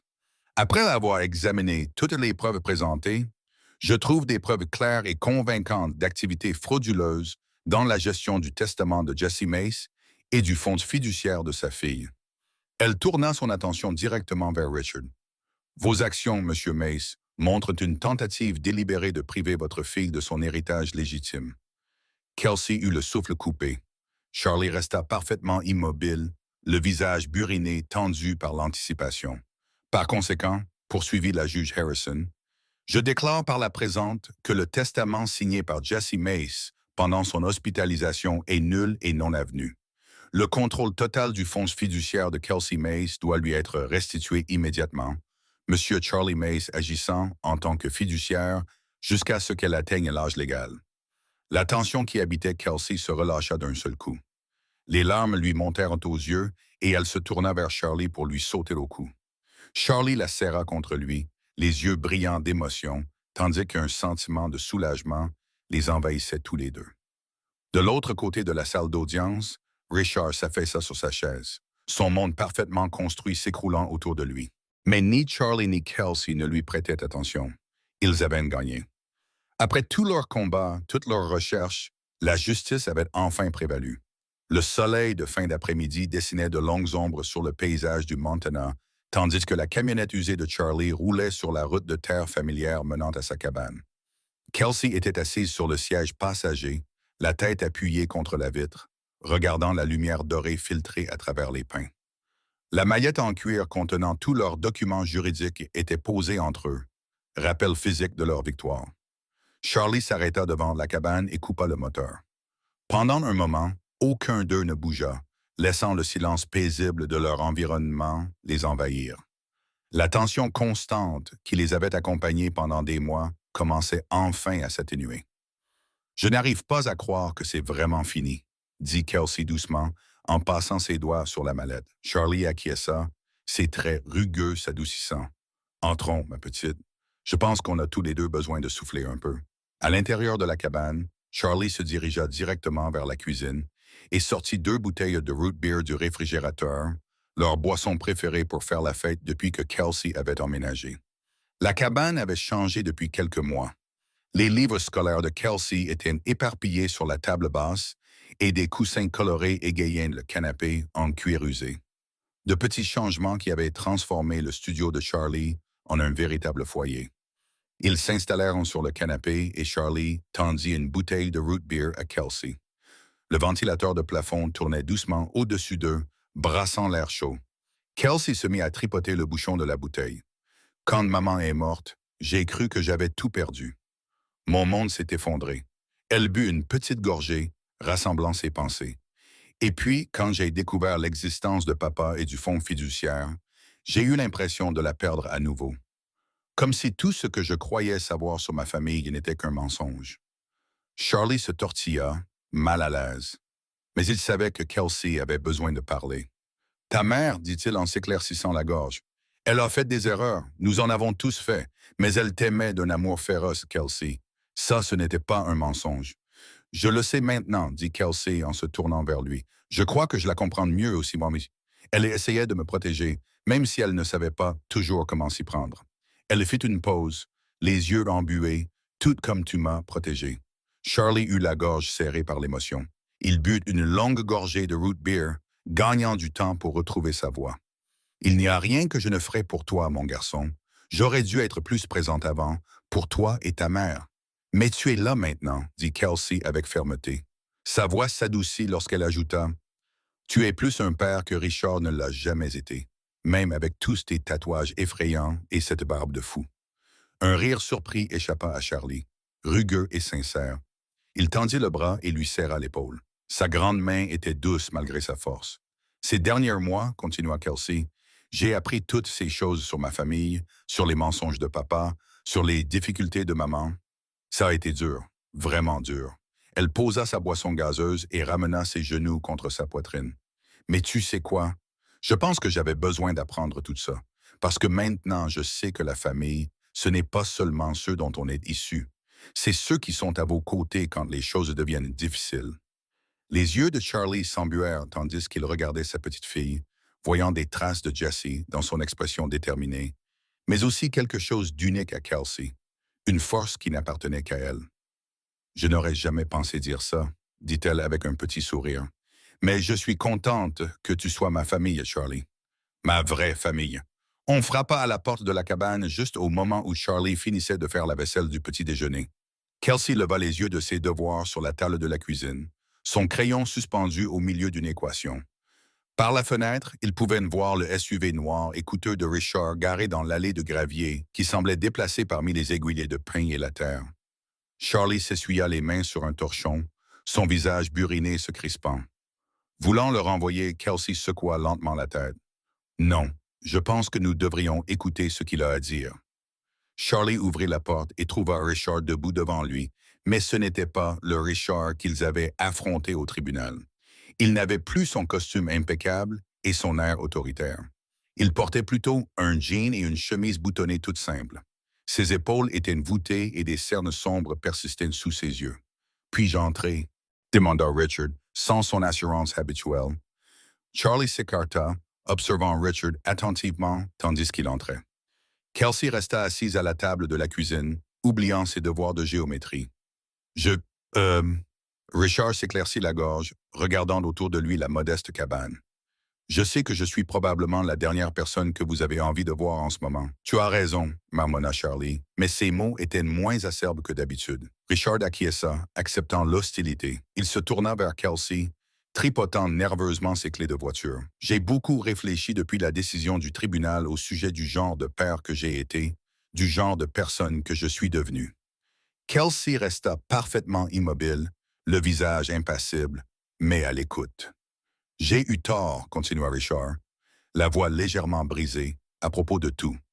Le fonds fiduciaire, la façon dont je t'ai traité après la mort de ta mère, les années que j'ai passées à courir après l'argent au lieu d'être là pour ma fille.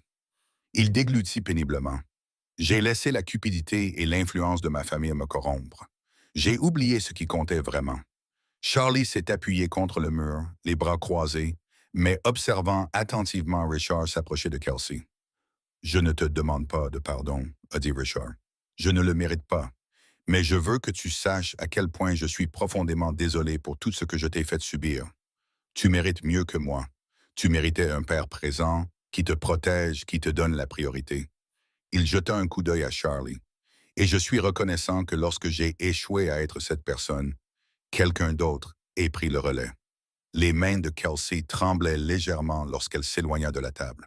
Tu m'as fait du mal, dit-elle d'une voix calme mais ferme.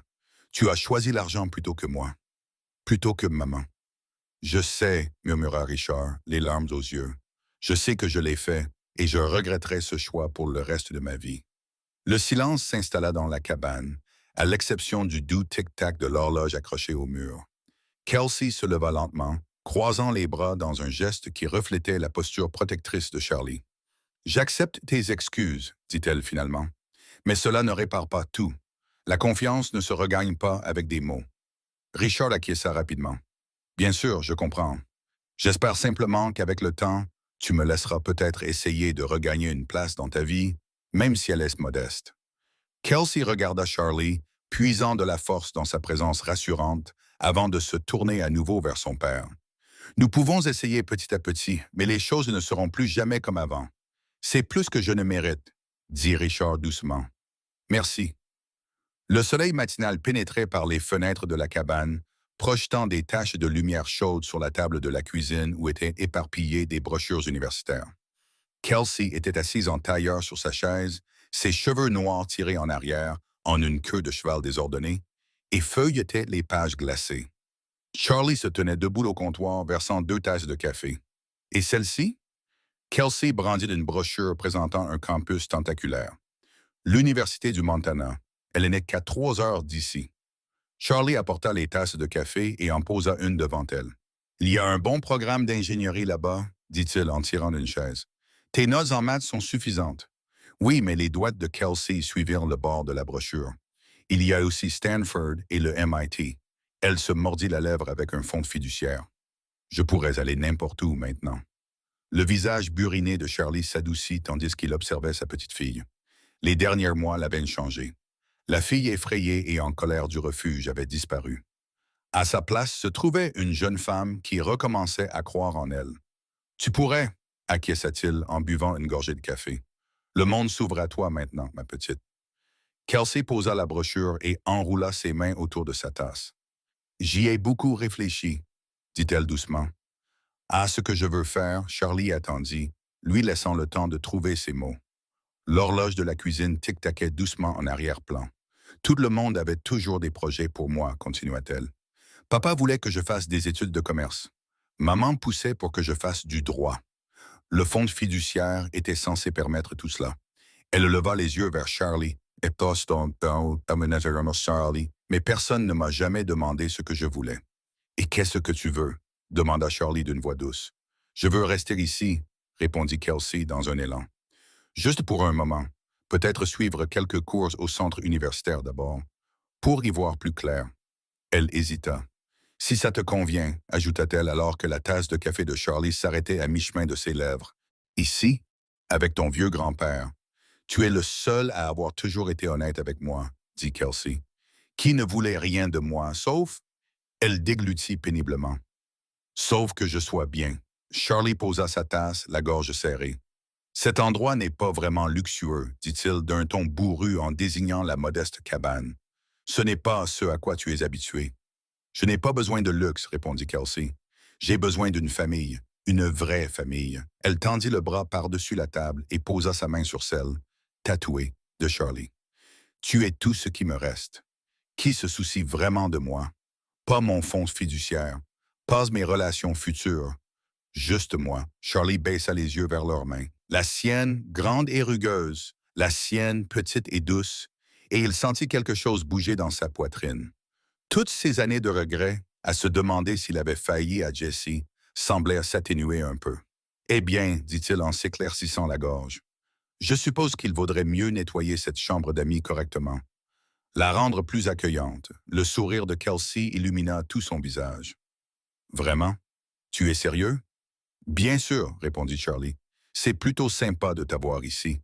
Même si tu utilises toute l'eau chaude, Kelsey rit, sa voix claire et joyeuse résonnant dans la lumière du soleil matinal. Elle se leva et serra Charlie dans ses bras, le surprenant. Au bout d'un moment, il leva les bras pour la serrer contre lui. Les brochures universitaires restèrent oubliées sur la table, tandis que le grand-père et sa petite-fille s'assirent ensemble pour planifier leur avenir. Pas celui que d'autres avaient choisi pour eux, mais celui qu'ils construisaient ensemble, jour après jour. Le soleil de fin d'après-midi projetait de longues ombres sur le cimetière lorsque le camion de Charlie s'arrêta dans un grondement sur le chemin de gravier. Kelsey était assise tranquillement sur le siège passager, serrant dans ses mains un bouquet de fleurs sauvages qu'elle avait cueillies dans la prairie près de leur cabane. Les mêmes que celles qui poussaient dans le jardin de Jessie quand Kelsey était petite. « Tu es prête? » demanda Charlie d'une voix plus douce que d'habitude. Kelsey acquiesça, bien que ses jointures fussent blanches autour des tiges des fleurs. Ensemble, ils marchèrent entre les rangées de pierres tombales jusqu'à atteindre la tombe de Jessie. Elle était simple, une plaque de marbre gris sur laquelle son nom et ses dates étaient gravés en lettres nettes. Charlie resta en retrait, tandis que Kelsey s'agenouillait pour déposer les fleurs. Elle suivit du doigt le nom de sa mère, se souvenant de cette femme qui avait tant essayé de la protéger, même si ses méthodes avaient parfois fait plus de mal que de bien. « J'étais tellement en colère contre elle, » dit Kelsey doucement, « pour avoir changé le testament, pour ne pas m'avoir dit ce qui se passait vraiment. » Elle balaya une feuille tombée sur la pierre, mais maintenant je pense qu'elle avait peut-être juste peur. Charlie changea de position, ses bottes craquant sur l'herbe. « Ta mère. » Il fit une pause, choisissant ses mots avec soin. Elle portait en elle beaucoup de peur. La peur de ne pas être à la hauteur. La peur de te perdre à cause de l'influence de cette famille. Il secoua la tête. Parfois, la peur pousse les gens à faire des choses qui n'ont aucun sens pour les autres. Comme toi qui es resté loin pendant toutes ces années, demanda Kelsey en levant les yeux vers lui. Le visage buriné de Charlie se crispa sous l'effet d'une vieille douleur. Oui, comme ça. Il s'approcha et se plaça à côté de Kelsey. J'avais peur, moi aussi. Peur d'empirer les choses encore plus que je ne l'avais déjà fait. Kelsey se tenait debout, en train de brosser la saleté de son jean. Maman n'a jamais cessé de parler de toi. Tu sais, même quand elle était en colère, elle racontait des histoires sur la façon dont tu l'emmenais camper, lui apprenait à réparer des moteurs. Un soupçon de sourire traversa le visage de Charlie. Elle avait un don naturel pour les machines. À 12 ans, elle savait déjà démonter un carburateur. Elle voulait ce genre de vie pour moi. Kelsey dit, la liberté de choisir. C'est pour ça qu'elle a imposé toutes les conditions au fonds fiduciaire. Elle toucha à nouveau la pierre tombale. Elle s'y est juste mal prise. Le soleil couchant peignait le ciel de nuances roses et dorées, projetant une lueur chaude sur le cimetière. Une légère brise agitait les fleurs sauvages, transportant leur doux parfum dans l'air. « Je pense, continua Kelsey, qu'elle serait heureuse de nous voir ensemble, en train d'arranger les choses. » Charlie passa son bras autour des épaules de Kelsey et elle se blottit contre lui. Ils restèrent là, dans un silence confortable, regardant les ombres s'allonger sur la tombe de Jessie. La colère et la confusion qui les avaient amenés ici commençaient enfin à s'estomper, remplacées par la compréhension et l'acceptation. « Tu es prête à rentrer à la maison? » demanda Charlie après un moment. Kelsey acquiesça, jetant un dernier regard sur la tombe de sa mère. « Oui, dit-elle, je suis prête. » Alors qu'ils retournaient vers le camion, leurs pas s'accordèrent dans un rythme tranquille. Le poids du passé semblait s'être allégé, comme s'ils avaient laissé quelque chose derrière eux parmi les fleurs sauvages et les pierres tombales. Pas leur souvenir de Jessie, mais la douleur qui les avait entourés pendant si longtemps. Le soleil matinal filtrait à travers les vitres poussiéreuses de la cabane de Charlie, tandis que Kelsey rangeait ses fournitures scolaires dans un nouveau sac à dos. Son ancien uniforme d'école privée avait été remplacé par des vêtements ordinaires, un jean et un pull confortable qui lui correspondaient mieux que les blazers étouffants. Charlie était assis à la table de la cuisine, des papiers étalés devant lui. Ses lunettes de lecture perchées sur son nez lui donnaient un air étrangement sophistiqué, malgré son apparence rude. La pile de documents juridiques devant lui représentait des mois de travail avec leur avocat pour créer une fiducie à toute épreuve. « Tu es sûr de toi? » Charlie leva les yeux vers Kelsey. L'école publique ordinaire sera différente de ce à quoi tu es habitué. Kelsey ferma son sac à dos. Je suis sûr que je n'ai plus besoin d'uniformes sophistiqués ni de camarades de classe prétentieux. Elle sourit, quelque chose qui lui venait plus facilement ces derniers temps. En plus, c'est plus près de chez nous, la maison. Ce mot lui semblait approprié à présent, même dans cette petite cabane au plancher grinçant et au chauffage capricieux. Charlie acquiesça et se replongea dans les papiers. Son stylo griffonna sur les lignes de signature tandis qu'il finalisait le nouvel accord fiduciaire. Une fois que j'aurai signé ces documents, dit-il, personne ne pourra toucher à ton argent à part toi. Ni ton père, ni sa famille, ni même moi. Il marqua une pause, sa main ridée restant immobile tandis qu'il paraphait une autre page. Tout cela t'attendra quand tu auras 21 ans. Kelsey s'approcha de la table et examina les documents. Le langage juridique était complexe, mais l'intention était claire. Son avenir serait protégé et elle en aurait le contrôle total le moment venu. Et la dernière plainte de Richard? Demanda-t-elle, faisant référence à la dernière tentative désespérée de son père pour contester leur victoire devant les tribunaux. Le visage de Charlie se durcit, qu'il essaye. Le juge Thompson avait déjà rejeté son appel. Ces papiers-là, dit-il en tapotant la pile du bout du doigt, sont le coup de grâce. Même s'il le voulait, il ne pourrait plus toucher à ton fonds fiduciaire désormais. L'horloge de la cuisine tic-taquait régulièrement tandis que Charlie parcourait les pages restantes. Kelsey l'observait, remarquant à quel point il était différent du motard effrayant qui était venu la chercher au refuge quelques mois auparavant. Il intimidait toujours les autres, bien sûr, mais pour elle, il était simplement Charlie, son protecteur, son grand-père, sa famille. Voilà, dit enfin Charlie, en signant la dernière page d'un geste théâtral. C'est fait. Il rangea soigneusement les papiers dans un dossier, puis s'éloigna de la table. Tu veux aller prendre ton petit déjeuner au Maze avant d'aller à l'école? Les pancakes aux pépites de chocolat que tu aimes tant. Vraiment? S'écria Kelsey, ravi. Mais c'est un jour d'école, c'est une occasion spéciale. Charlie haussa les épaules. Ce n'est pas tous les jours qu'on dit enfin à ses vautours d'aller se faire voir pour de bon. Il se dirigeait envers le camion de Charlie, le dossier bien rangé dans le sac à dos de Kelsey. L'air matinal était vif, emportant avec lui le parfum des pins et de l'automne qui approchait. Alors qu'il roulait sur le chemin de terre familier, Kelsey remarqua à quel point la tension s'était dissipée des épaules de Charlie. La bataille qui avait consumé leur vie était enfin terminée. À un feu rouge, Charlie se tourna vers elle. « Tu sais, ta mère serait fière de la façon dont tu as géré tout ça. Tu as tenu bon, tu ne les as pas laissés te marcher dessus. J'ai appris de la meilleure, répondit Kelsey en lui lançant un regard complice. Le feu passa au vert et ils continuèrent vers la ville dans un silence confortable. Le fonds fiduciaire était en sécurité. L'école reprenait et, pour la première fois depuis longtemps, ils pouvaient tous deux respirer tranquillement. La matinée s'étendait devant eux, pleine de possibilités plutôt que d'appréhension. L'arôme de l'ail et des herbes emplissait la petite cuisine de Charlie, tandis que lui et Kelsey travaillaient côte à côte pour préparer le dîner. Dehors, le coucher de soleil du Montana peignait le ciel de douces teintes orange et violette, projetant une lueur chaude à travers les fenêtres. Charlie coupait les légumes avec une précision surprenante pour quelqu'un qui avait de si grandes mains, tandis que Kelsey remuait une casserole de sauce maison sur la cuisinière. « Tu te souviens de la première fois où tu as essayé de cuisiner pour moi? » demanda Kelsey, un sourire aux lèvres. « Ce désastre brûlé que tu appelais des œufs brouillés. » Le rire bourru de Charlie emplit la cuisine.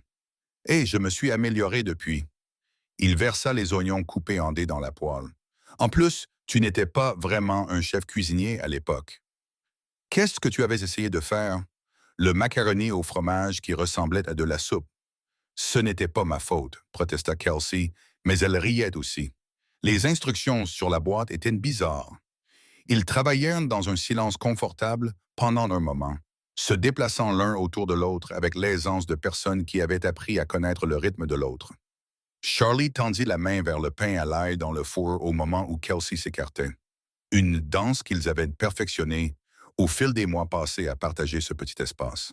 « Tu sais, dit Charlie en posant le pain sur le comptoir pour le laisser refroidir, quand j'ai reçu cet appel m'annonçant que tu étais au refuge, j'étais terrifié. » Il interrompit son éminçage et la regarda sérieusement. « Je ne savais absolument pas comment m'occuper d'une adolescente. Kelsey baissa le feu sous la sauce et se tourna vers lui. Et j'avais peur de toi, admit-elle. Ce grand motard effrayant avec des tatouages partout. Maman me racontait des histoires sur ton passé chez les Hells Angels. Mais ce n'étaient pas de belles histoires, dit Charlie doucement. Non, Kelsey remua la sauce pensivement. Mais elle disait toujours que tu avais un bon cœur sous cette carapace. Je suppose qu'elle avait raison. Charlie s'éclaircit la gorge. Il était visiblement ému, mais essayait de ne pas le montrer. Il s'affairait à dresser la petite table de cuisine, celle qu'ils avaient réparée ensemble après l'avoir trouvée dans une brocante. Le pied de bancal avait toujours le morceau de bois qu'ils avaient coincé dessous la première nuit. Difficile de croire que tout est fini maintenant, dit Kelsey en goûtant la sauce avec une cuillère. Les batailles judiciaires, le drame autour du fonds fiduciaire, tout ce qui concernait Richard et sa famille. Ça en valait la peine, répondit Charlie d'une voix ferme. Chaque réunion avec les avocats, chaque regard méprisant de ces gens prétentieux qui pensaient pouvoir nous mener à la baguette. Ils apportèrent le repas sur la table. Un repas simple, composé de spaghettis, de pain à l'ail et de salade. Rien d'extraordinaire, mais préparé avec soin. Alors qu'ils s'asseyaient, Kelsey remarqua la photo de famille qu'elle avait accrochée au mur quelques mois auparavant. Celle de sa mère adolescente à côté d'un Charlie plus jeune. Ils souriaient tous les deux sur la photo, un rare instantané d'une époque plus heureuse. Tu sais ce qui est drôle, dit Kelsey en enroulant des pâtes autour de sa fourchette.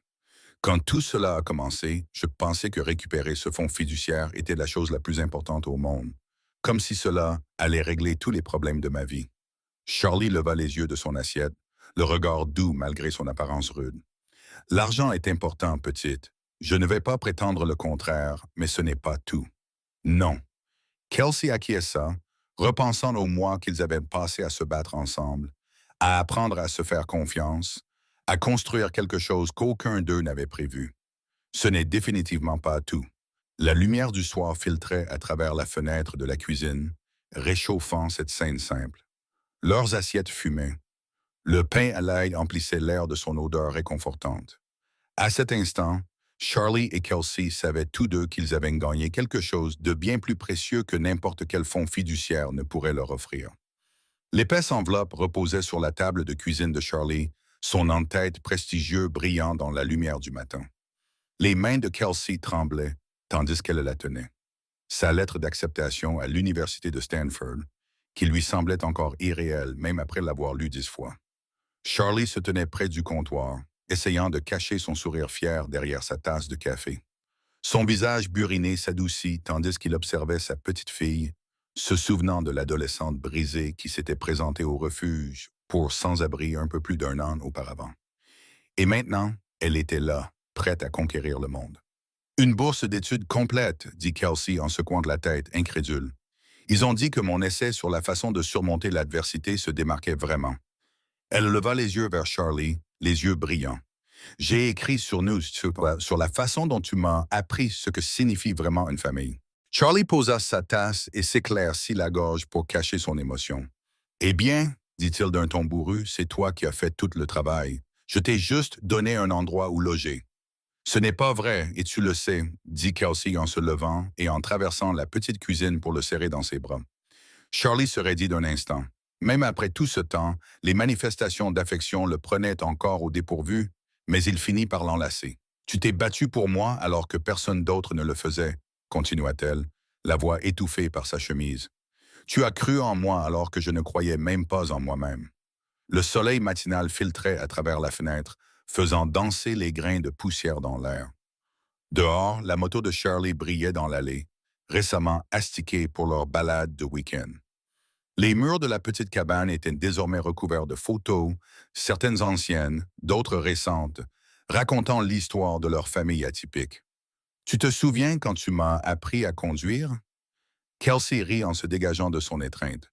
J'avais tellement peur, mais tu n'arrêtais pas de me dire « Fais-toi confiance, petite.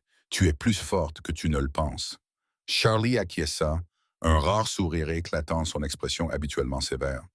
Et maintenant, regarde-toi, tu vas à Stanford. Tu seras une avocate prestigieuse un jour. Tu veilleras à ce que les autres enfants ne se fassent pas voler leurs fonds fiduciaires. C'est le plan. Kelsey passa à nouveau ses doigts sur la lettre d'acceptation. Mais je reviendrai à la maison pendant les vacances. Quelqu'un doit s'assurer que tu ne brûles pas de la cuisine. Hé, protesta Charlie, mais ses yeux pétillaient. Je fais de super œufs brouillés ces jours-ci. Ils se dirigèrent vers la véranda et s'installèrent dans les chaises dépareillées qu'ils avaient restaurées ensemble. Les montagnes du Montana s'étendaient devant eux, immuables et éternelles. Charlie regarda Kelsey sortir son téléphone pour prendre une autre photo de sa lettre d'acceptation. Tu sais, dit-elle en baissant son téléphone, quand maman est morte, j'ai cru que j'avais perdu toute ma famille. Je ne m'attendais pas à... Elle fit une pause, rassemblant ses pensées. Je ne m'attendais pas à en trouver une meilleure. Charlie sentit sa gorge se serrer. Il se souvint des innombrables nuits passées à éplucher des documents juridiques. Les confrontations avec la famille de Richard, les petites victoires et les revers qui les avaient amenés ici. La bataille pour le fonds fiduciaire avait été gagnée, mais la véritable victoire était assise juste à côté de lui. « Tu vas faire de grandes choses, ma fille, » dit-il doucement. « Ta mère serait fière, elle serait fière de nous deux, » répondit Kelsey en lui serrant la main. Ils restèrent assis dans un silence confortable, regardant le soleil monter au-dessus des montagnes. La lettre d'acceptation reposait sur les genoux de Kelsey, symbole non seulement de sa réussite scolaire, mais aussi de tout ce qu'ils avaient surmonté ensemble. J'espère que cette histoire vous plaira. N'hésitez pas à partager votre passage préféré et à nous dire d'où vous nous regardez. Passez une excellente journée.